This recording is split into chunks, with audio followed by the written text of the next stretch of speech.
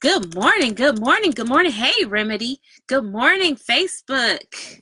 Hey, y'all. Hey, it's been a couple of weeks, but I am back. Hey, Gail. I am back. I am back. I am back, and I am excited about this series. Good morning. I am excited about this series. As you can tell, we have changed the time. So the time will now be 9 a.m. Pacific time and 12 p.m. Eastern time. So we do have a Gail change. I'm looking at your name, Gail, and saying your name. So we do have a time change. I will be live Monday through Friday at 9 a.m.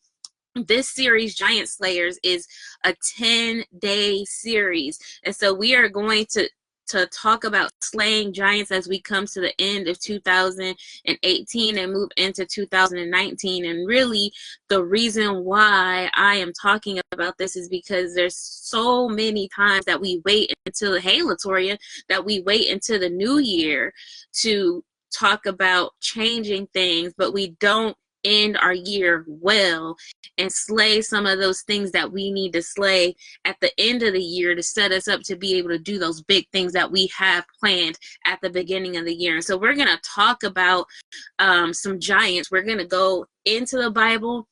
You guys know, if you followed me before, hey, Michelle, if you followed me on one of my topics before, you guys know I put the scriptures up. I tell you what the scriptures are, but we don't necessarily read them in their entirety here together, but they are on the screen. Periscope, I don't know if I put them on the screen for you. They are on the screen on Instagram. They are on the screen on Facebook. Hey, Maxim, thanks for joining me. And for Periscope, I can't remember if I put them on there, but the scriptures that we are coming from are Genesis 9:22-25 and Joshua 10:1-26. And so the scriptures are on the screen. Make sure, please. Hey, John, thanks for joining this morning. Please make sure that you go back and you read the scriptures, because although I am giving you the message that God gave to me through these scriptures, he may speak something additional to you when you read the scriptures. So please, please, please, please go back and read the scriptures yourself. So again, welcome to Giant Slayer. That's the title of this series. So excited about it. It is 10 days. Please, if you want to follow along with me the way that I do it, make sure you head over to my website, gps-movement.com, and order 84 to More. You can take the notes the way I take notes in 84 to More, or just grab a notebook and a pencil so that you can get the scriptures down and so you can get the notes. I have a lot to cover for day one. And so if you are joining me, you should have saw wherever you logged in that today we are going to talk about the Amorites. They are the first giants that we are going to talk about. And so if you go to Genesis 9:22, you will see the story of Ham and Noah. And the Amorites are descendants of the Canaanites. So the reason we are going back to Genesis is so that we can get some background into where these people came from, what their background is, what their family line is. And so the Amorites are descendants of Canaan. And Canaan was cursed because of his father. And Genesis 9:22-25 talks about why he was cursed because of his father. And the story there talks about Noah. Noah is working in the vineyard. He drinks too much wine and he gets drunk, and he's inside his tent naked, right? Let's just say it the easy way. He's inside his tent naked. And one of Noah's sons, Ham, comes in. He sees his father naked, and he runs and tells his brothers. And so when Noah awakens, he knows what's going on, and he curses not Ham, because Ham had already been blessed by God, and you cannot take away blessings from God. He cursed not Ham. Hey, Sharon. He cursed his son, who was Canaan. And so the Amorites are descendants from Canaan. from Canaan. So let's talk a little bit about what happened in that situation with Noah and Ham. So it says, the Bible says that Ham walked in and he saw his father's nakedness. And if you look at the word that is translated nakedness, it doesn't just talk about the physical. That word's not just used to talk about physically being naked. Hey, Andrea, how are you? Audria, not Andrea. Hey, Audria. So it's not just used to talk about physical nakedness. The word that is translated nakedness in our Bible means shame, disgrace, improper behavior, and physical nakedness. And so when they're talking about Ham seeing Noah's nakedness, is really speaking to all of those things, not just seeing his physical body, but seeing his shame and his disgrace. I have never, thank God, walked in on my parents. But I can just put myself in Noah's son's place, right? I walk into my parents' room, even now as an adult, and they're laying there naked, right? Like, that's gonna freak me out. Me, I'm not gonna be like Ham. Like, I'm not gonna be like him and go run out and tell my brothers what I saw. So that, just the fact that he ran out and told his brothers what he saw, shows that there was some brokenness in him that in turn got passed down to his descendants, which are the Amorites. And so he saw his father's nakedness. He saw his father's shame. He saw his father's disgrace. He saw improper behavior from his father. And then what he did was he ran and told his brothers who did not see it. Hey, Ruby, thanks for joining me on your first day on Periscope. Thank you. He ran and told his brothers, and the Bible says they did not see. His brothers who did not see. And so while he was witness to his father's nakedness, to his father's disgrace, he brought other people into that disgrace who didn't see what happened, right? They did not see what happened. And so when the word they use that is told is to announce and to expose. So what Ham could have done is saw his father, covered him up, closed the tent, and went on about his business, which is exactly what his brothers did. When he went and told his brothers took a cloak, put it on the backs of their shoulders, walked backwards into the tent. So they never saw their father's shame. They never saw their father's nakedness. They never saw their father's disgrace. They honored their father. They put the cloaks on their backs and walked into the tent. Walked into the tent backwards and covered their father's shame. And this story is so important when we talk about the Amorites, because we're going to talk about 5 kings of the Amorites. But it's important to understand what Ham was doing when his descendants got cursed, because it's going to help you to understand this giant of the Amorite giant, right? So the word Amorite translates to mean the lover boys or the talkers. And so this first giant that we are going to talk about slaying are the people that run their mouths, right? Because that's exactly what Ham did. Was it right for Noah to get drunk? Probably not. Was it right for Noah to be laying in the tent where his sons could walk in and out and see him unclothed? Probably not. But what the problem in this story is not that Noah did something wrong, because Noah was going to have to answer to God for whatever was wrong in his part of that situation already. What was really wrong in this situation is that Ham went and ran his mouth. He could have been a good son, right? This is somebody that was in relationship with him. He could have been a good son, and he could have covered his father and kept his mouth shut. But instead, he decided to go and run his mouth to his brothers and say, hey, guess what I saw daddy do? Right? And so that's what the lover boys or the talkers are. The Amorites descend from Ham. And so they are the lover boys or the talkers. And so this brings us to Joshua 10, 1 to 26. In Joshua 10, they actually talk about the 5 Amorite kings. And so there's this point in time, Joshua has helped some other people in the land. This one king, Adoni-Zedek, hears about it, and he's like, we are going to go after the people that he helped, right?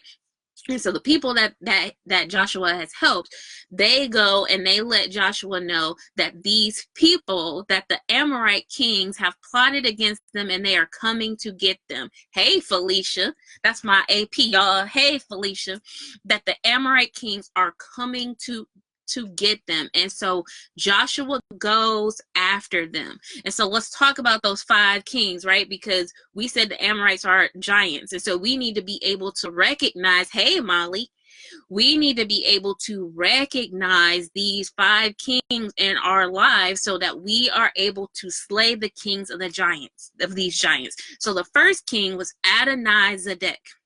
Right? Adoni-Zedek was the first king. He's actually the king that orchestrates this whole plot to go after them. And so his name means Lord of Justice, right? Which sounds like a good thing. His name means Lord of Justice. His name means ethical or legal standard. Hey, Deborah, thanks for joining. He is that person in your life who takes rules, who takes regulations. Hey, Irene, thanks for joining. Who takes rules, who takes regulations, and they try to use them to keep you in bondage. And so I'm going to talk about Christians right now because I'm one, right? I'm going to talk about Christians right now. Think about that person who wants to beat you over the head with the Bible. They are so perfect. They follow every rule. They follow every law. And they want to try to keep you down by beating you over the head with the rules, right? They never talk about the fact that that we are saved by grace, right? They want to continuously condemn you to hell because you broke some kind of rule. They are the ethical or the legal standard, right?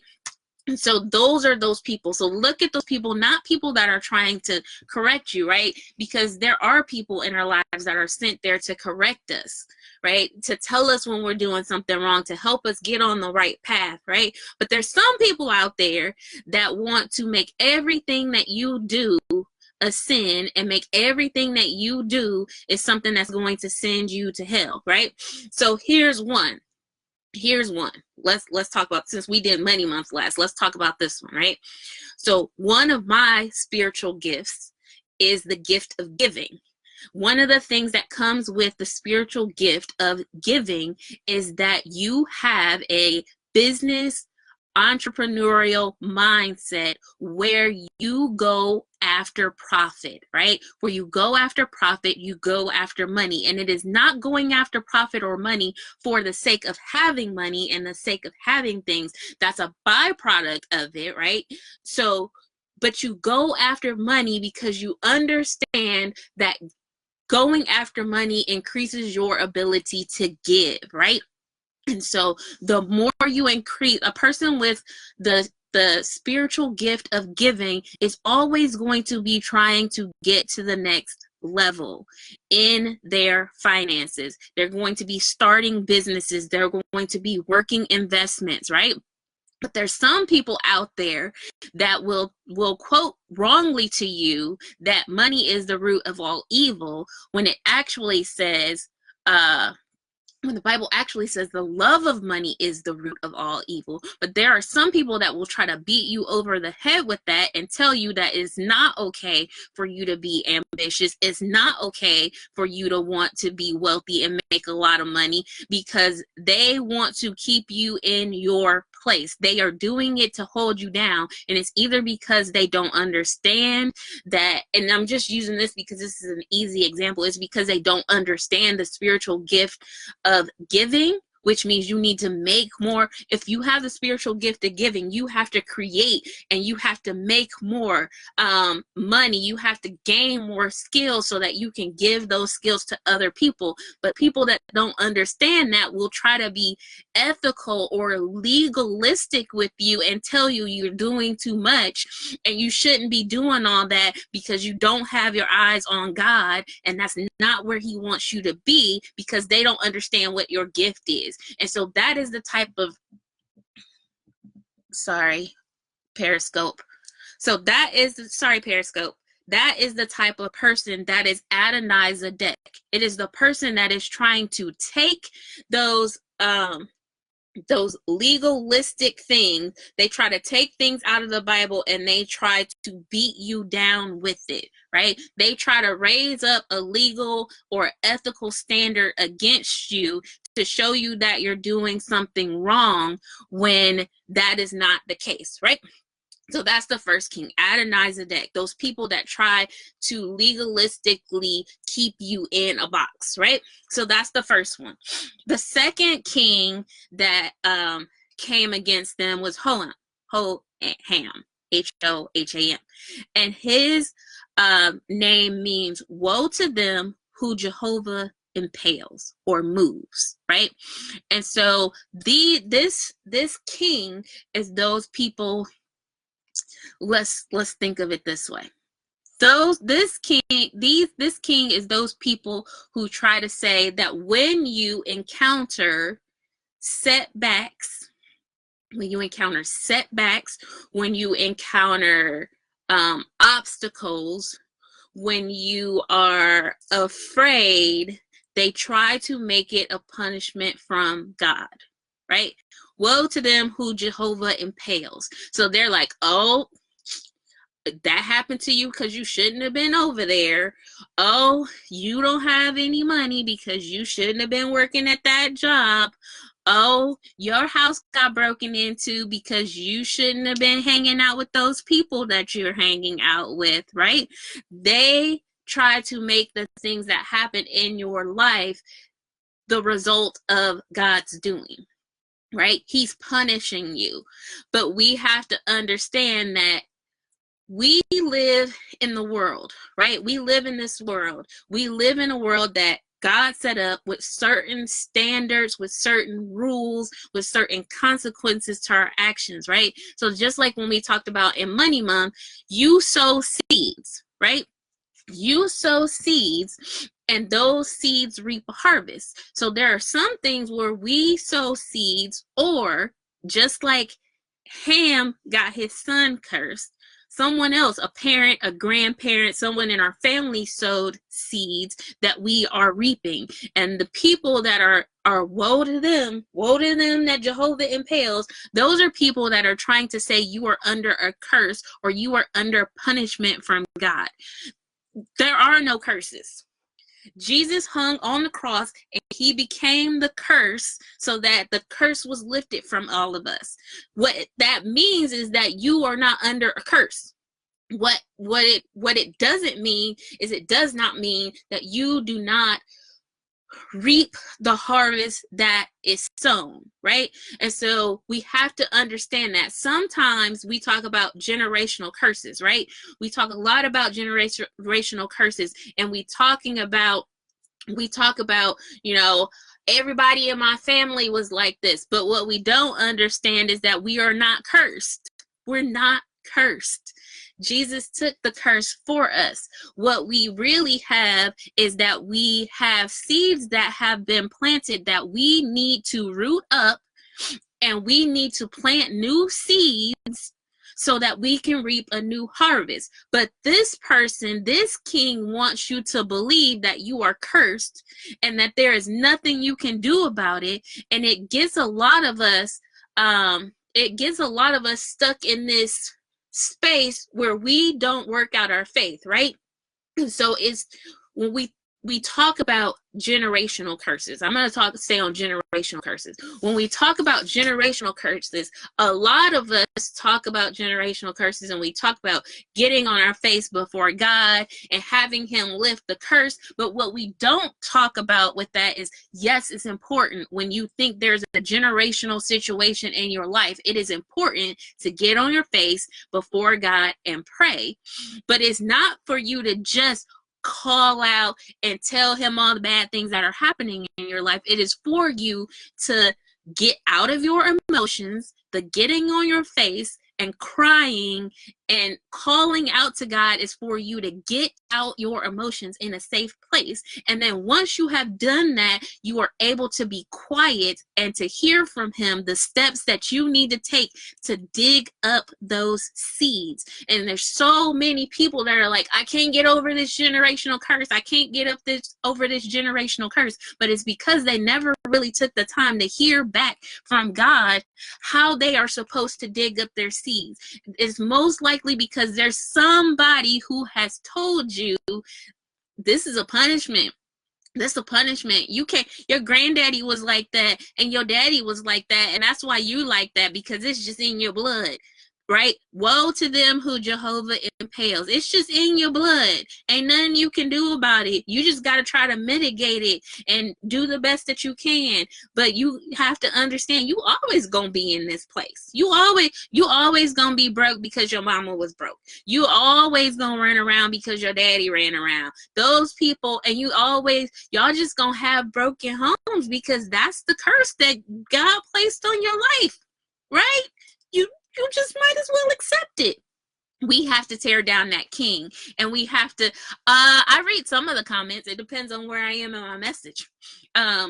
Those are people that we have to tear down. Yes, God moves us, but God does not move us into danger. He never moves us into danger. When we move into danger, it is either because we planted seeds.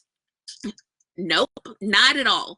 It is either because we planted seeds that have gotten us into that situation, or because we've been crying and in our emotions and in our feelings for so long that we haven't stopped to listen to him to hear how we dig up the roots of those things, those processes, those belief systems that were instilled in us as a child. And so we just accept, this is my lot in life. I can't get past it. And we have to recognize that so that we can slay that giant. The third king of the Amorites, the third giant king, was Piram, P-I-R-A-M, Piram. His name, he's probably the easiest one to recognize, right? And so the first one, Adonizedek, is probably a little hard to recognize until you really sit down and meditate on what the person is telling you and match it up to your Bible and pray about it. They're probably a little hard to recognize because they come with, this is the truth and you should be doing the truth, right? The second one is probably a little hard to recognize, right? Because they are talking about things that you actually see, and they're using the things that you actually see in your life and in your family and in your environment to say, this is God's will for your life, right? And so they could be a little hard to see as well. Again, they are people that you need to match up what they're saying to the word of God. You need to, hey, Karen, you need to match up what they're saying to the word of God. You need to pray on it, and you need to make sure that what they're saying is the right thing. This third king, his name means wild donkey. Literally means wild, right? That's what his name means. He is not as hard to see, and he's actually probably the one that we are most easily able to brush off, right? So he is wild donkey. He is loneliness, powerlessness, and promiscuity. So that is what that king represents: loneliness, powerlessness, and promiscuity. And so a lot of us recognize this person really quickly, right? That's our haters, right?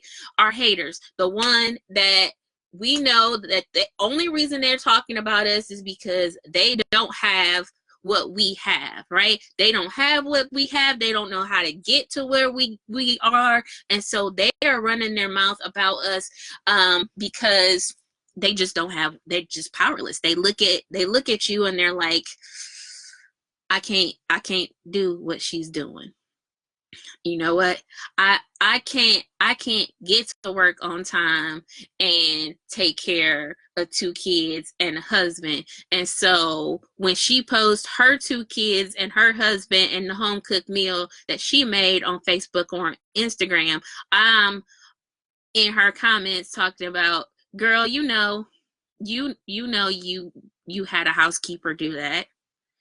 Girl, you spliced together last week's dinner and today your boys or your girls dress cute so that people think that your life is all that. We can recognize those people. Those people are easily recognized, right? And easy to block out, right? But the thing with these people are that you have to confront them.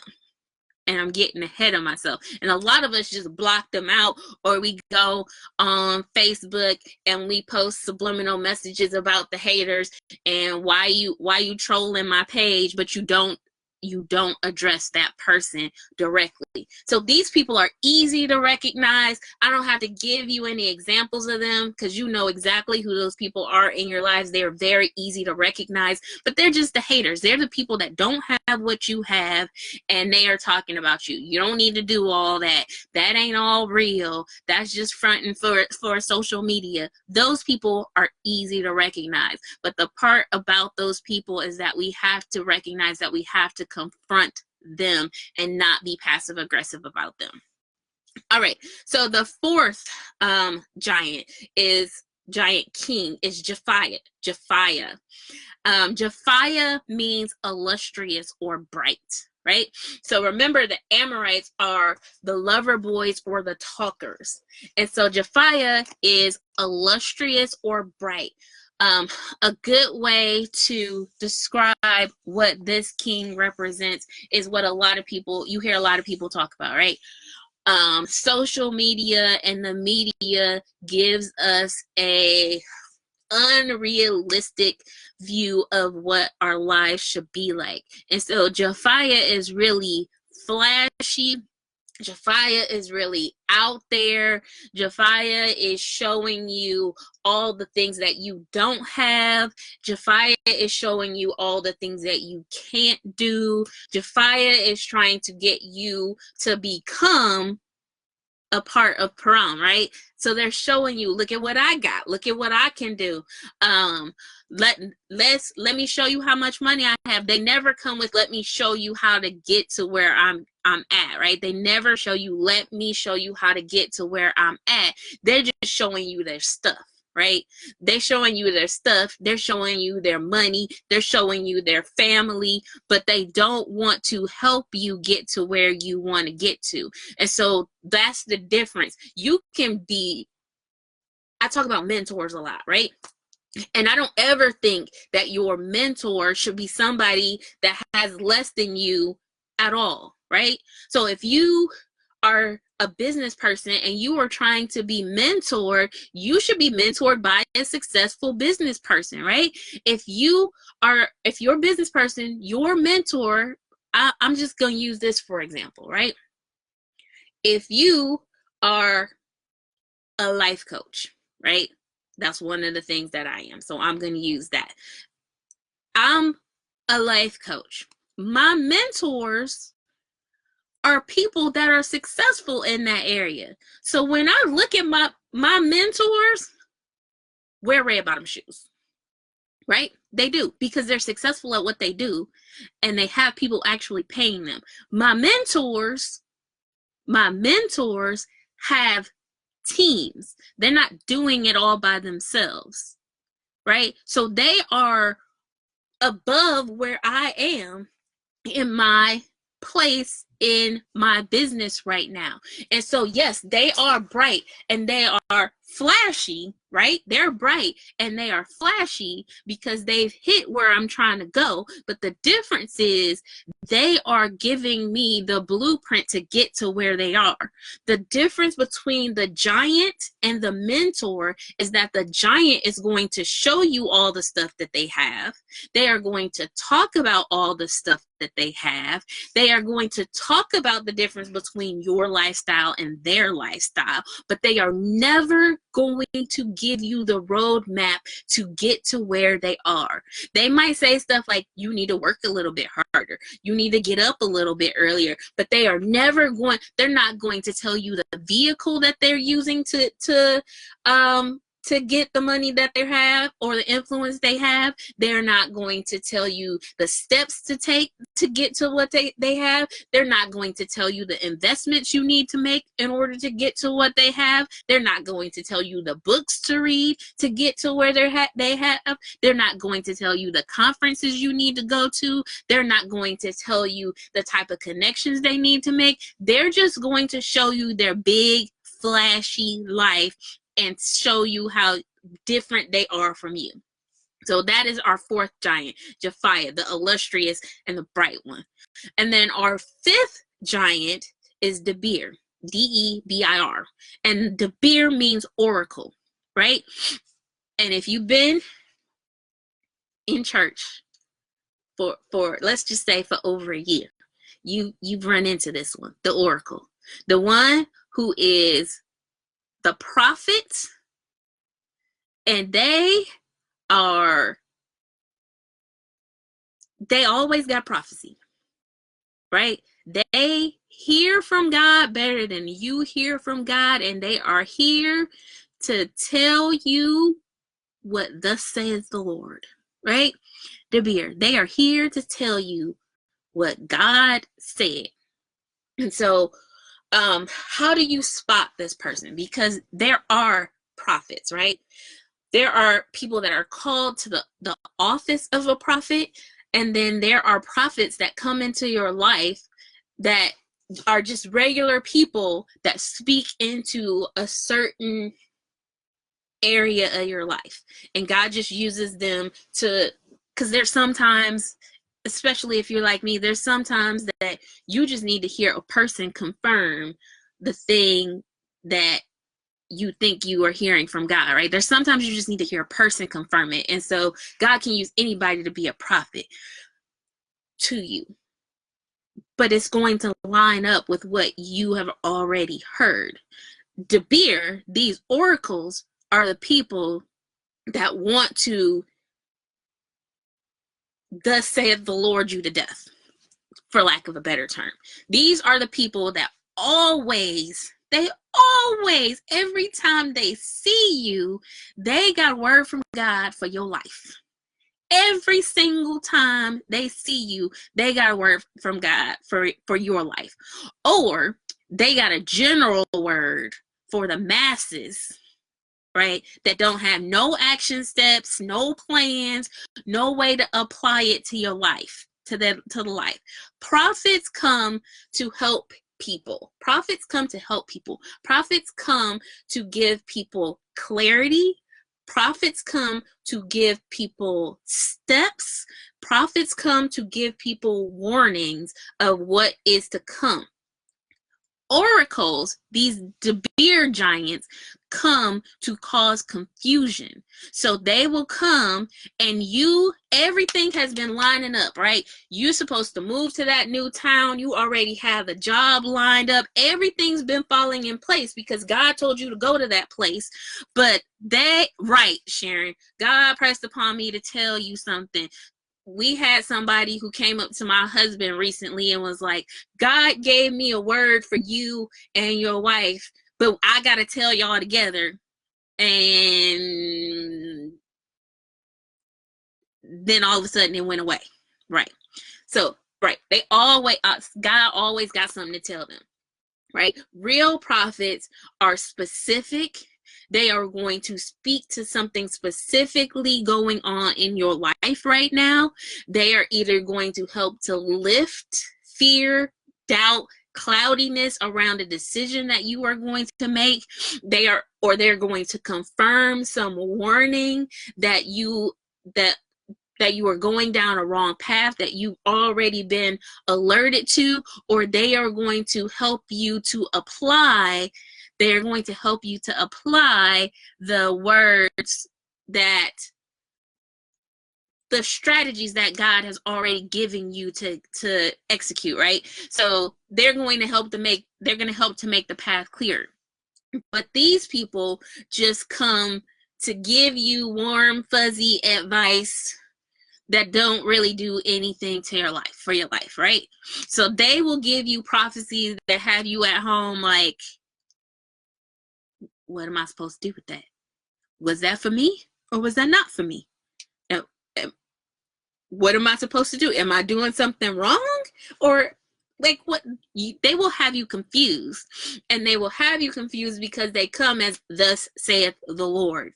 And so those people are the fifth Amorite. That's the fifth Amorite king. So we talked about 5 kings: Adonizedek, Hoam, Piram, Japhiah, and Debir. So if we go further into Joshua 10, 1-26, we get introduced to these kings, right? And then we go in and we, right, there is absolutely no confusion in God. When God tells you something, you can be clear that that's what he wants you to do, and everything and everybody that comes to talk to you about that thing is going to line up with what he says. No confusion. So let's talk about what happened, right? So these 5 kings get together. The people here, they let Joshua know. The very first thing that Joshua did when he heard that these kings were coming after them was to assemble his people. He assembled his people, right? And so when you come against one of these giants, you have to follow Joshua's lead. When you come against these giants, the first thing you have to do is assemble your people. And your people are the people that will tell you the truth. And they are people that will help you shut down rumors. They will tell you the truth and they will help you shut down rumors. And they have to do both of those things. Because remember, Adonizedek doesn't just come with randomness. He comes with the ethical or legal standard. And so your people have to be people that will tell you, you know what, that thing you did was not quite right, right? They have to be people that will tell you the thing that you did is not quite right. It wasn't the right thing to do. And there's some truth to what Adonizedek is saying about you. But then they have to have coupled with that they are going to shut rumors down. So remember Ham, right? Ham saw his father's nakedness, and what he could have done when he saw his father's nakedness was shut it down, right? Cover his father up, closed the opening to the tent, and went on about his business and not said anything about it. But he saw his father's nakedness. He realized that it was wrong, and then he went and told people. And so your people have to be people that will tell you the truth and will tell you if something is wrong and that there's some truth to what Adonizedek is saying, but they will help shut the rumors down. So they're not going to go back and go, yeah, girl, she did do that. I can't believe she did. She's my girl, and I can't believe she did that. They're going to shut the rumors down. They're going to hear it, and they're going to say, you know what? If you think that's what happened, maybe you need to go talk to her. Maybe you need to go have that conversation with her. I don't think it's the right thing for you to do to sit in this group over here and talk about somebody without if you think she did something wrong, then you need to go and take that to her and make sure you clear it up with the source. They're going to shut rumors down. And so that's the very first thing that Joshua did, was he assembled his people. The second thing that Joshua did was he brought his people together. He told them what was going down, and then Joshua went to hear from God. And God actually told him, go after him, right? So the second thing that you need to do is to stop. Get with your people, right? Get with your people. Tell your people what's going down in your circle. Hear the truth from them. They are going to help you start to shut the rumors down. Somebody just joined me on, they just caught me off guard because they just joined me on Periscope, and I'm gonna have to go back and find them because they actually have the name of one of the giants we're gonna talk about later this week. So we're gonna have to, I'm not gonna call them out because I don't want them to act out on Periscope, but we gonna have to deal with that. That just caught me off guard. Okay.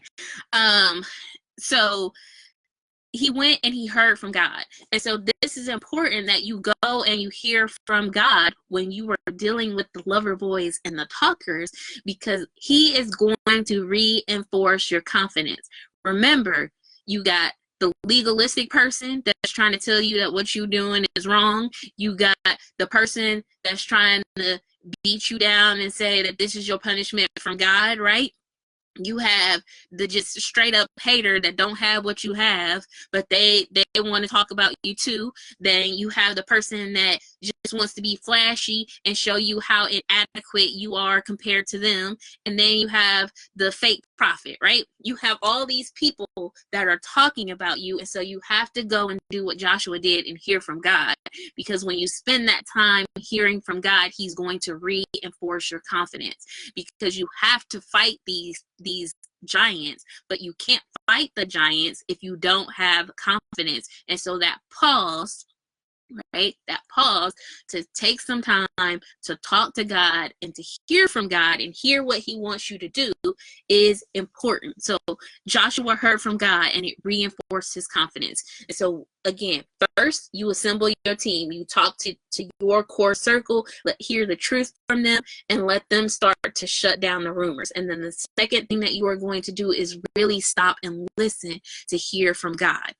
The third thing that Joshua went to do is he went to confront them.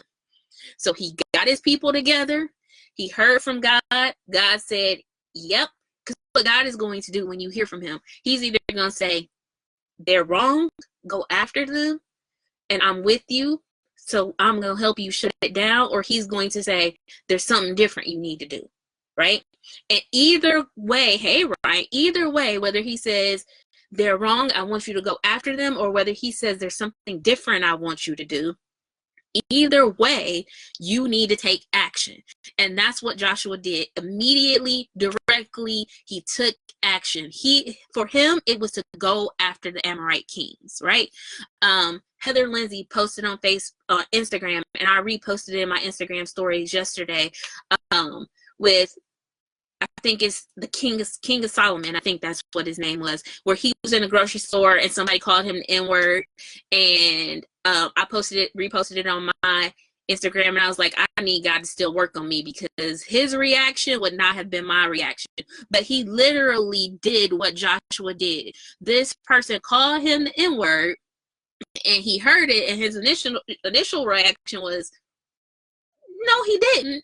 And he actually chased this part. He heard from God. He paused in that moment. He heard from God. And he actually chased this person down and said, I don't answer to that name. I don't answer to that name. That's not my name. If you want to address me by something, you can address me as a child of God. And he had a conversation with this person. And the person actually told him, hey, you cut me off coming in here. And he had the opportunity to, first of all, confront that person directly and say, that's not the way you handle anybody, right? You don't call anybody that name. But then to find out that, hey, you might have done something that offended him, and to be able to apologize and correct it. And then he actually bought the man's groceries, and he left that place with that person having a different perspective of him. Now, I can't say that if somebody in the grocery store called me that's going to be my reaction.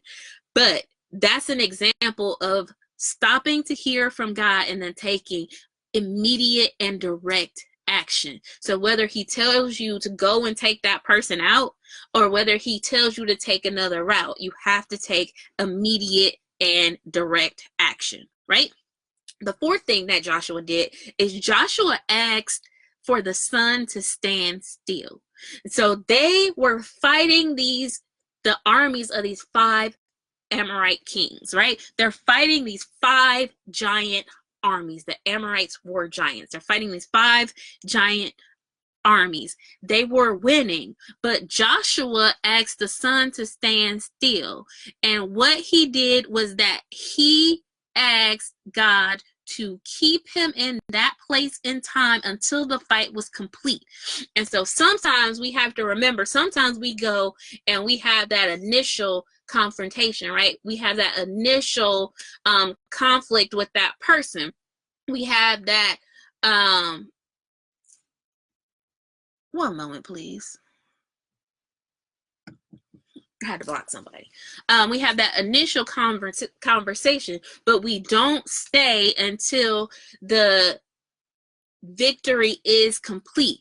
And so Joshua recognized that the victory was not complete, and he asked the sun to stand still so that they could finish the fight, right? He asked the sun to stand still so that they could finish the fight. He persevered. He didn't do it halfway. He stayed there, and his men stayed there until they finished the fight, right? So after Joshua asked the sun to stand still, the people that initiated this fight, the 5 kings, their men are out there fighting, right? Their men are out there fighting. Their men are losing this battle. Joshua has asked the sun to stand still because he's not going to finish until it's finished, and they run. The 5 of them run, all right?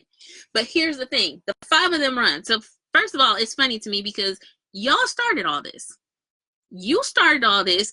You got all these armies involved, right? And now that you're losing, you're going to run and hide. You're going to leave all your people out there, right? All the people you spread the rumors to, all the people you got talking about them, all the people you got engaged in this battle, you leave them out there to deal with the person that you spread the rumors about, who you were talking about, who you were trying to bring down. You leave them out there and you run and hide, right? Hey, Latoria, you jumped over from Periscope to Facebook. You leave them there to fight and you run and hide, right?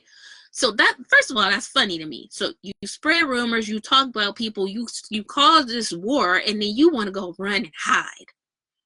You want to go run and hide. But the even funnier thing is that they ran and hid in Makkedah.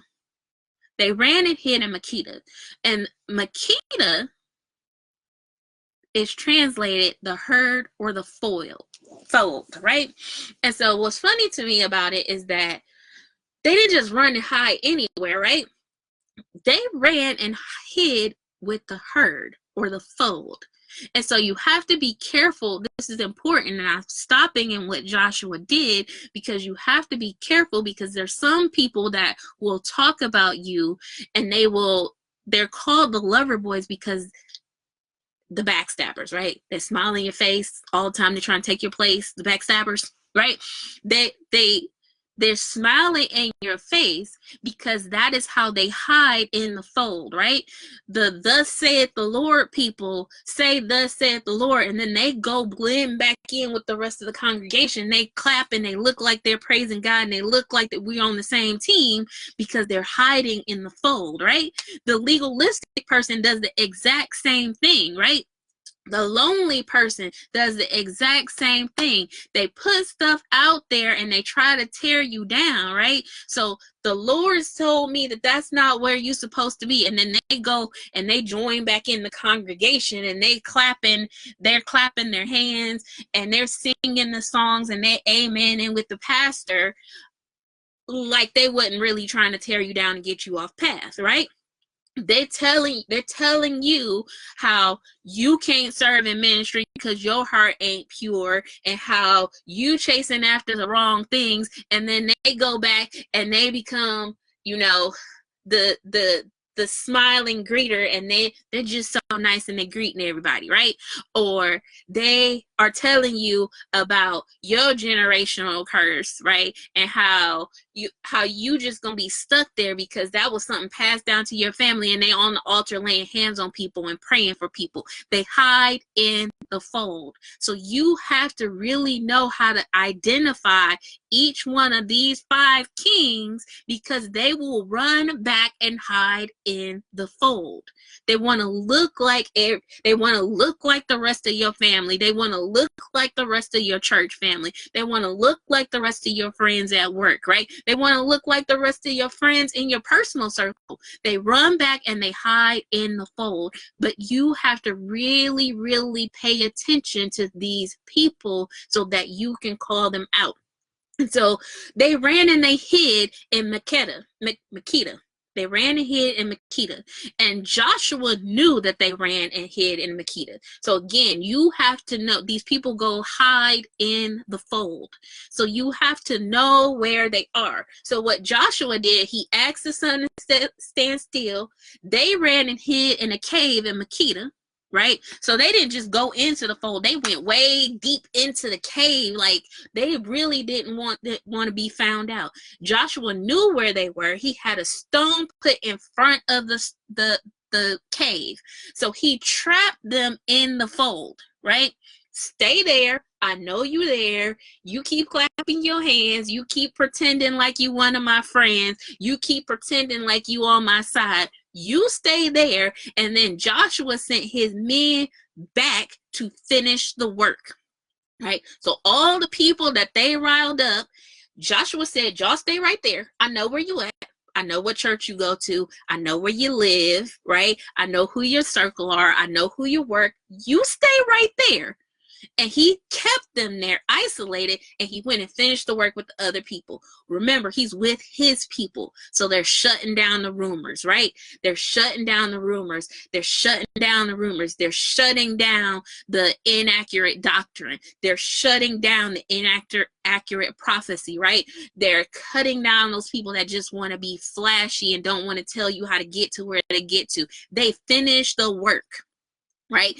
Until the last few people that were left ran off into other fortified cities. They got away from there. They finished the work. And Joshua had those kings in the cave, right? In the fold, in the cave. So after they finished the work with all the people that the 5 kings contaminated with their army, when they finished their work, then Joshua went back and got the 5 kings, right? So he went back and got the 5 kings, and he had his men put their had them put their feet on the neck of those 5 kings, right? They put their foot on the neck of the 5 kings. Now, this is important, right? When you put in the Bible, when they put their foot on the neck of somebody back in those times, that showed them that they were in control, right? And so Joshua, it doesn't say Joshua put his foot on the neck of the king. Joshua had his men put their foot on the neck of the kings, right?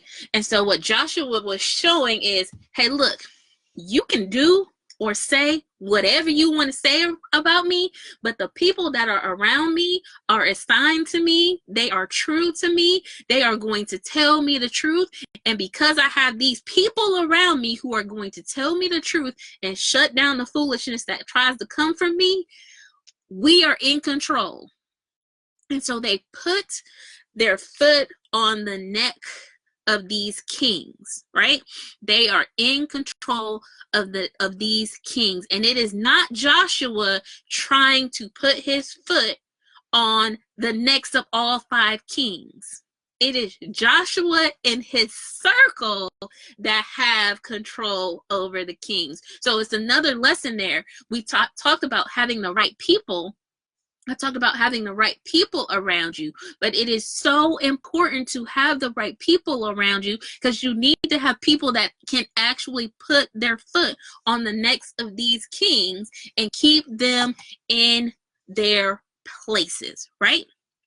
And then the 7th thing that they did, that Joshua did after they put their foots on the neck with them, and if Felicia's still watching, you're gonna laugh because I'm gonna use Chanel's thing, right?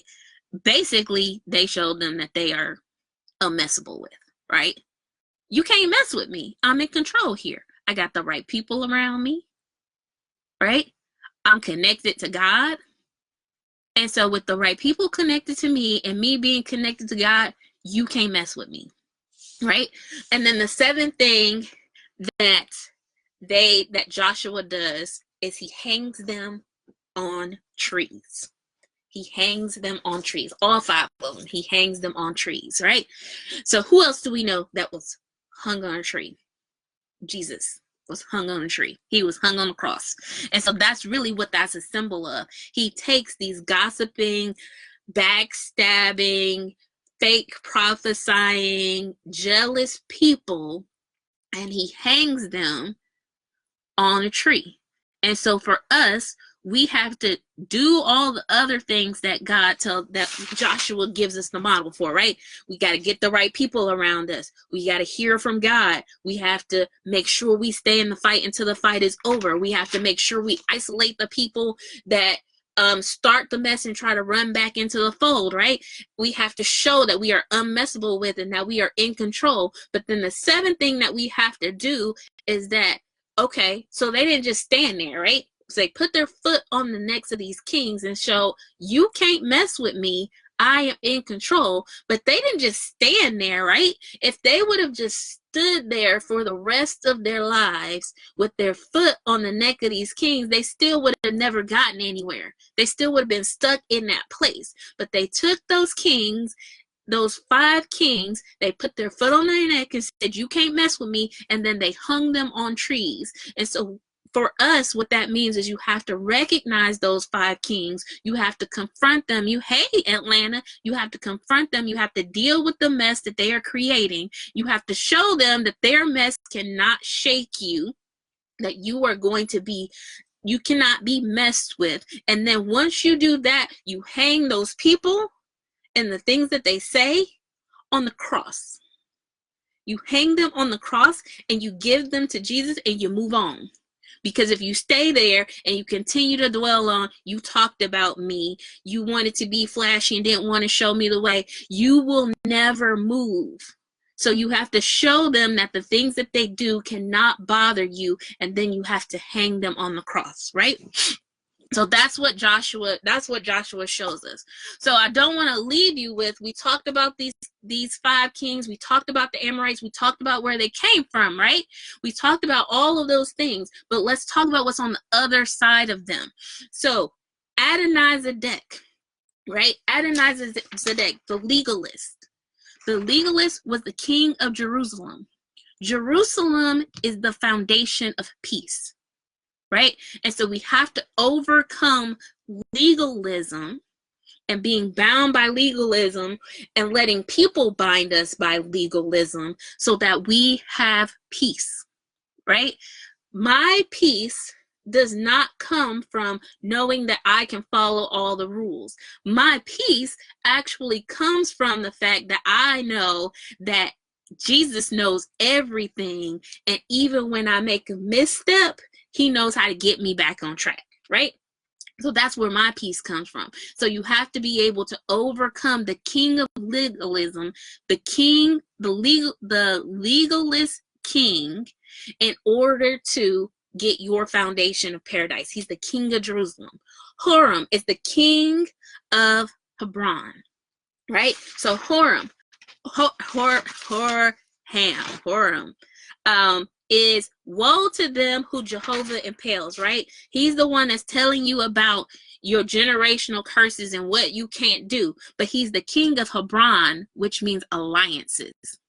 So when you are able to get over the people that are telling you what you can never do because of your family and your background and the curses that are on your life, when you are able to overcome those people, you can move into the alliances that God has for you, right? Param is the wild one, right? Param is the wild one. He is the king of Jarmuth. Jarmuth means heights. So when you can get over the wild one, right? He's the one that don't have what you have and wants to talk about you, not all that, because he don't have what you have, right? When you can overcome him, you can get to new heights, right? As long as you keep letting that person talk about what you have that they don't have, you keep looking back at them and you can never get further. But when you can overcome that person, you can get to new heights, right? Japhiah is our illustrious king, right? The bright one, the flashy one that does not show you the way that they got to what they got to, right? When you can get over Japhiah, who is the king. Oh, I lost Instagram. Hold on. I want Instagram to get the end of this. I don't know how I lost your Instagram, but I'm going to finish up. I'm almost done. When you can get through Japhiah, who's that bright, flashy, illustrious one that don't want to show you how they got to where they got to, that Japhiah is the king of Lachish. Lachish means invincible. So when you can stop looking at the people that have things that you don't have and being discouraged because you don't have what they have, you become invincible. Because really what stops us, because my Bible says, I can do all things through Christ who strengthens me, right? And right before that, Paul says he knows how to be abased and he knows how to abound, which means that he knows how to be in a low place and he knows how to be in a high place, right? He knows how to be poor and he knows how to be rich, right? And so when you overcome the fear of those people that have more than you, those bright, illustrious, shiny people that don't tell you how to get to where they get to, you become invincible because you're not looking at what you don't have compared to what they have anymore. You understand that you can do all things through Christ who strengthens you. And so whether you have a little, you can do great things with that little because you are doing it through God. And if God gave them those great things, there is definitely a path to it, and that you can get there too. So you become invincible. You can do anything. You become invincible when you stop comparing yourself to other people or letting other people put you down because you don't have what they have, right? So you got two kings back to back. One that puts you down because they don't have what you have, and you have another king that puts you down because you don't have what they have. So that means you're somewhere in the middle. You have more than this person and you have less than that person. So there's two people-pleasing things that we have to overcome. But once you overcome those people-pleasing parts of your life, those people that want you to please them, once you overcome them, you become invincible. So he is the king of Lachish, or invincible. And then the third king is Debir, that false prophet, right? He's the king of Eglon. And he actually, his kingdom really worshipped calves, right? It means calf. That's what their town means. And what the calf represents is the truth of faith. So if you think about the times in the Bible where they talk about worshiping the golden calf, they were worshiping a false faith. So when you can get through the false prophet, you can get to the truth of faith. And so it's really important that you recognize all five of them, all five of the kings. You understand that the Amorites are the lover boys, the talkers.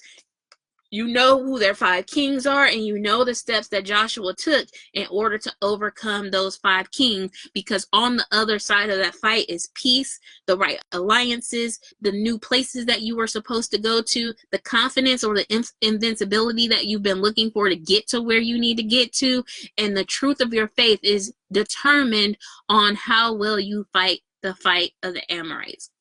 So that was day one. That's our first giant. So now you know how to slay the Amorites. Leave comments, share this post with your followers, share it with your friends, and join me back here tomorrow morning at 9 a.m. Pacific time, 12 p.m. Eastern time for day 2 of Giant Slayer. I will see y'all all later. Love you all. Bye.